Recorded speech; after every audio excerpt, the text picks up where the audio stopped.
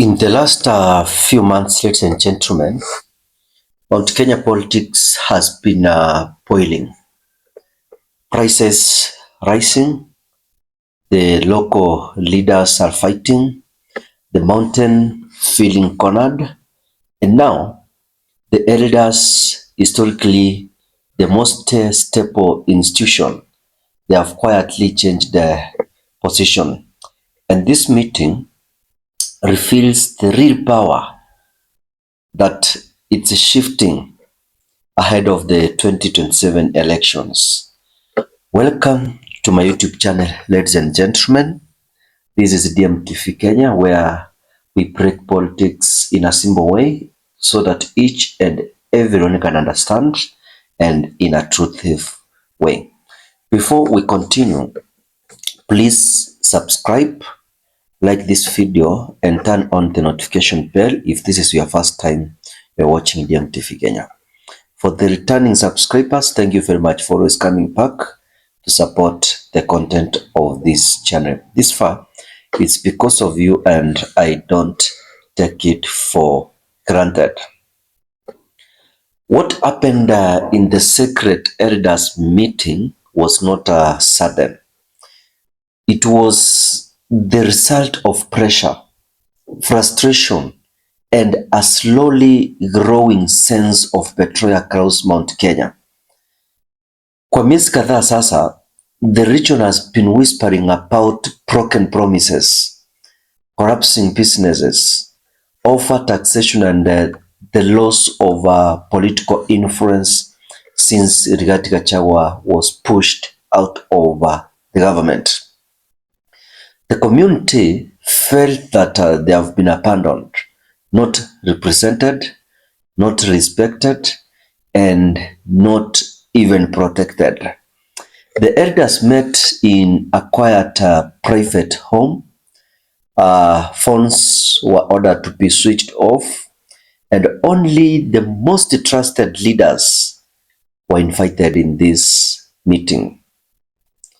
According to those who attended in this meeting, the meeting began with a long moment of silence, a symbol that the mountain is not happy.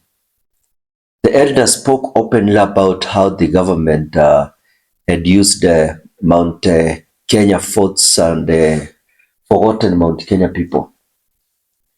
They also went ahead and listed issues, collapsing tea business, bonuses, coffee politics, unga prices, youth being unemployed, and heavy taxation that are hitting small traders. But what shocked everyone was the discussion about leadership.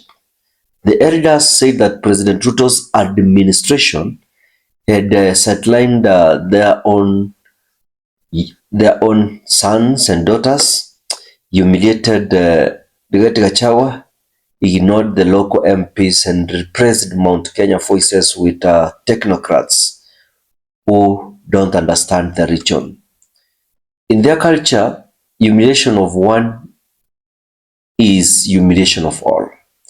And that feeling ina spread haraka sana. Mtu mmoja alisema kwamba hatutatumika tena, will not be used again. Mwingine akasema kwamba the mountain must choose its own path. And what followed next, because they have already said what they had, there was a turning point. The elders openly discussed alternative leaders, including Kalonzo Musyoka, Fred Matiang'i, and Rigathi Gachagua, something unthinkable just a year ago. Some are preferring a calm leader like Kalonzo Musyoka, and others believed Matiang'i represents discipline and stability. Wengi wao walikuwa wanataka Gachagua akuwe restored as Mount Kenya's political shield. For the first time, they spoke of unity without President Ruto. And this is the moment the political earthquake happened. They agreed quietly, firmly, that Mount Kenya must withdraw emotional support from President Ruto and remain neutral or explore new alliances. This was not a rebellion, it was a strategy. They said 2027 is too important to leave in the hands of Nairobi's politicians. The elders also mentioned that the State House become too distant, too arrogant, and too disconnected from ground realities. They noted that some leaders who tried to speak for Mount Kenya were being punished, or most of them were isolated. And they also noted that the leaders are being chased because of standing with the truth, because of standing with the people on the ground. They are representing the people with the truth, and that's why President ataki kuwaona State House. That they concluded that there was a sign on the relationship which was broken. By the end of the meeting, what began as a discussion turned into a decision. Mount Kenya will not walk blindly into 2027. Mount Kenya will not support anyone unconditionally. Mount Kenya will not be taken for granted. Word of this meeting reached the State House within hours, and it just caused a lot of panic.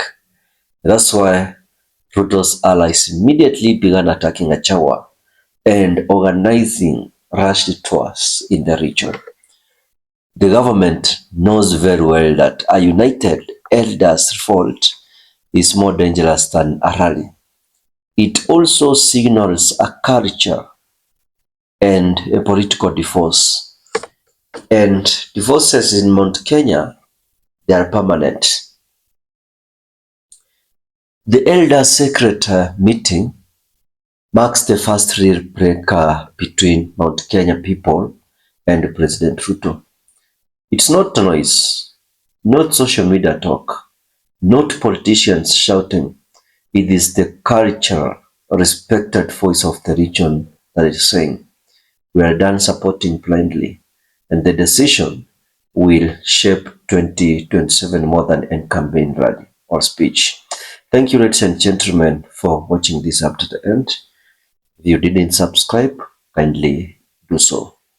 And if you're watching me from different platforms, kimbieni pale YouTube, search DMTV Kenya, subscribe and be a member. Thank you and have a lovely day.